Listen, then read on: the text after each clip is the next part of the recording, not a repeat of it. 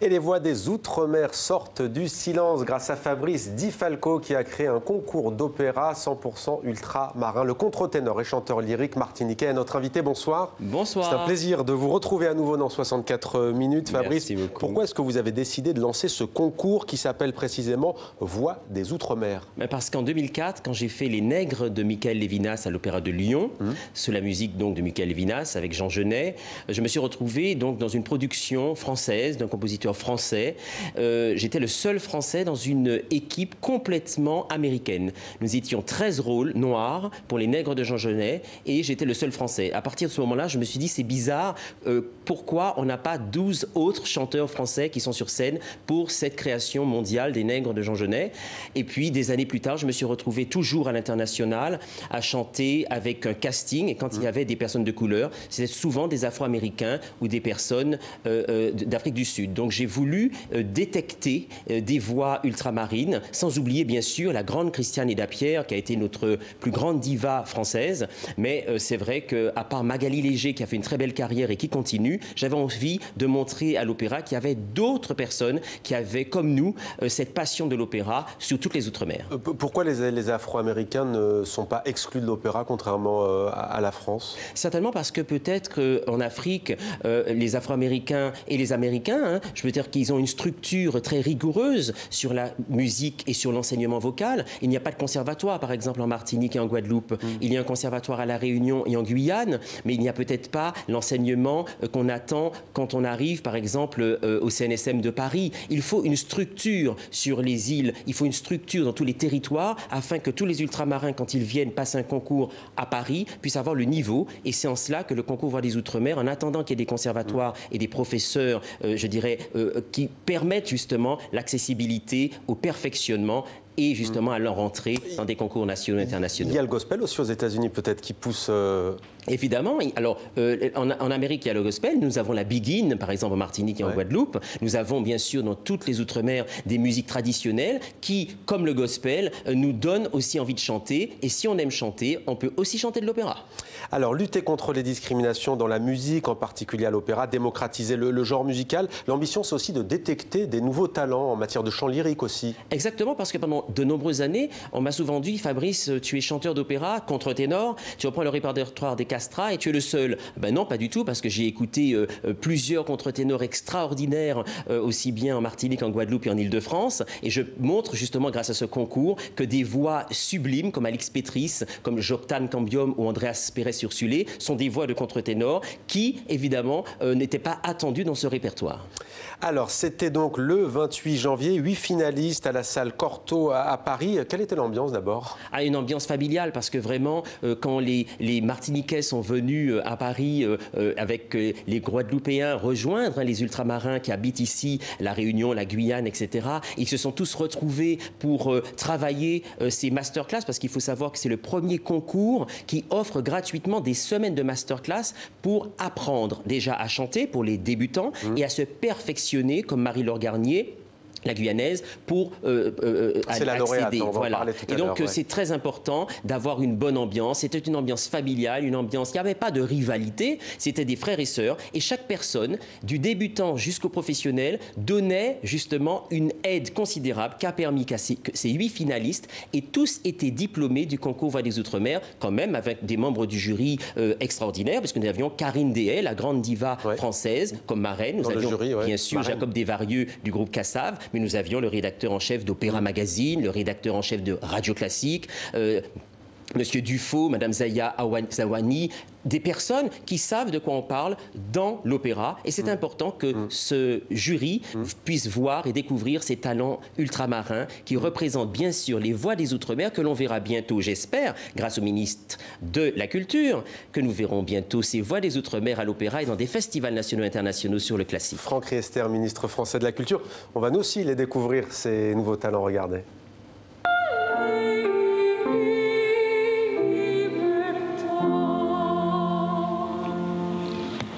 Je me pose la question s'il ne faudrait pas s'arrêter à, quand tu fais la reprise, lascia che io pianga mia cruda sorte e che sospiri la libertà.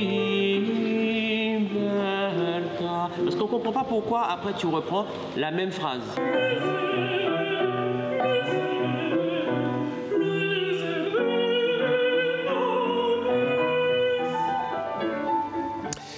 Voilà donc le festival, ou plutôt le concours Voix des Outre-mer. 8 finalistes, est-ce que vous pouvez nous raconter comment vous avez travaillé? Parce que vous avez reçu beaucoup de candidatures sur la Martinique, la Guadeloupe et l'Île-de-France. Combien au départ?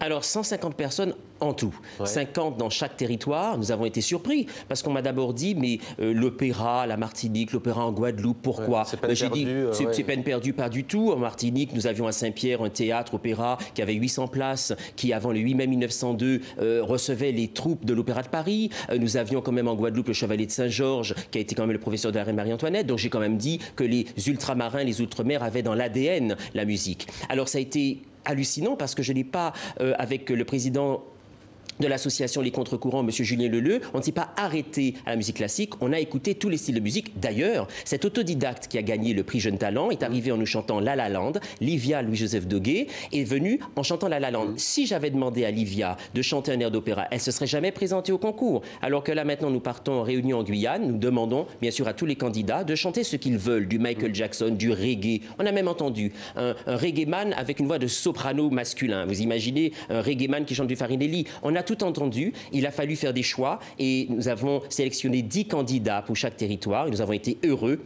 qu'au final national à Paris, en Martinique et en Guadeloupe, puis la finale nationale à Paris, on a pu vraiment faire quelque chose de très beau et l'histoire continue puisque la deuxième édition est déjà commencée. Et vous élargissez donc à la Guyane, notamment à La Réunion. Tiens, concrètement, pour celles et ceux qui nous regardent et qui sont tentés par l'aventure, comment faut-il faire? Alors, toutes les personnes qui ont envie de chanter pour nous et avec tous les styles de musique, qu'ils soient autodidactes, qu'ils soient semi-professionnels et carrément professionnels, eh bien, ils viennent chanter 2 airs qu'ils aiment, des airs qu'ils vraiment ont envie de partager aux membres du jury. Ensuite, nous allons décider avec eux de travailler le répertoire d'opéra, puisqu'il faut savoir qu'au final régional, ils chantent un air de musique traditionnelle et un air d'opéra, et au final, la finale nationale, 2 airs d'opéra. Tout cela, ils le savent en allant sur Internet, sur Facebook, Twitter, en concours Voix des Outre-mer. Ainsi, même sur le site Internet, ils vont pouvoir avoir non seulement les dates d'audition, et puis surtout échanger avec nous, car on souhaite aussi que ce concours soit un parcours d'échange. Alors on va regarder un deuxième extrait, on va notamment apercevoir, il me semble, la lauréate de ce concours.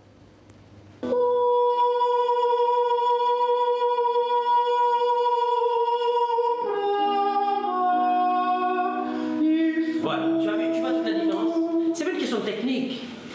Moi j'essaye en peu de temps de vous trouver un chemin.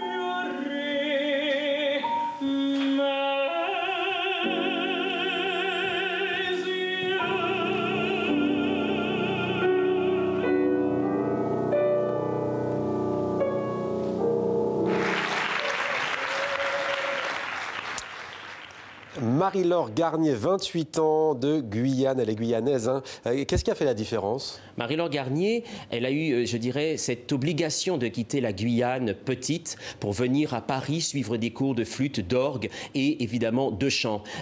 Pourquoi elle gagne? Elle gagne parce qu'elle gagne par un parcours. Elle a été déracinée de la Guyane afin justement d'avoir ce perfectionnement qui lui permet d'ailleurs d'aller au mois de mars chanter au Capitole et ensuite invitée grâce au concours Voix des Outre-mer à l'Opéra de Montpellier. Mais vous voyez, c'est l'utilité, la chose la plus essentielle, c'est que dans nos territoires, nous puissions avoir des professeurs de chant extraordinaires, parce que Marie-Laure Garnier, elle a été obligée d'être déracinée de la Guyane, très jeune. Et si peut-être il y avait en Guyane un professeur de chant extraordinaire, et s'il y avait des structures extraordinaires, peut-être qu'elle serait restée un peu plus longtemps aux Antilles, ou en Guyane, ou en Outre-mer, pour venir comment dirais-je, parfaire son apprentissage du chant. C'est intéressant parce qu'elle dit d'ailleurs, Marie-Laure Garnier, j'étais une boulimique de musique, je lisais plus facilement les partitions que les livres, ça me convenait parfaitement, comme quoi les vocations, elles sont là, elles existent. Alors selon les critiques, on loue sa plénitude, l'intensité, l'émotion, la projection, la diction. C'est quoi la projection? La projection, c'est projeter un texte. Hein. Vous qui êtes journaliste, justement, vous projetez un texte. Hein.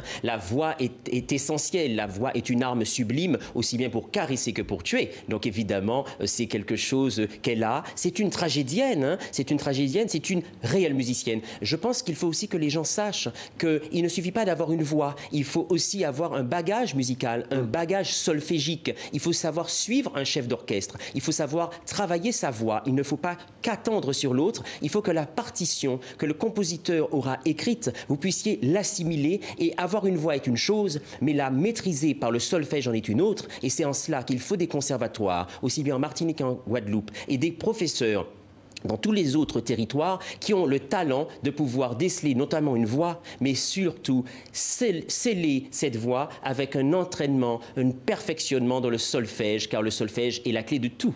Pour terminer, peut-être une réaction, vous avez cité tout à l'heure Livia Louis-Joseph Doguet, elle a 15 ans.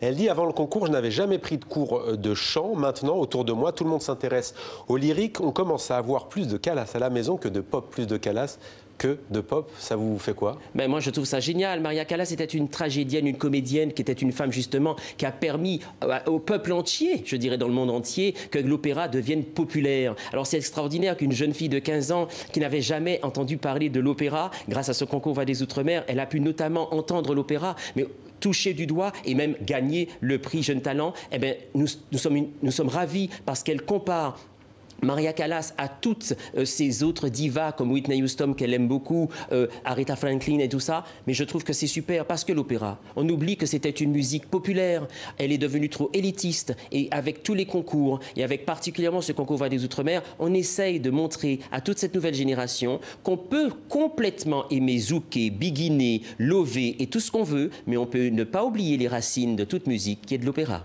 Merci beaucoup Fabrice Di Falco, chanteur lyrique contre-ténor.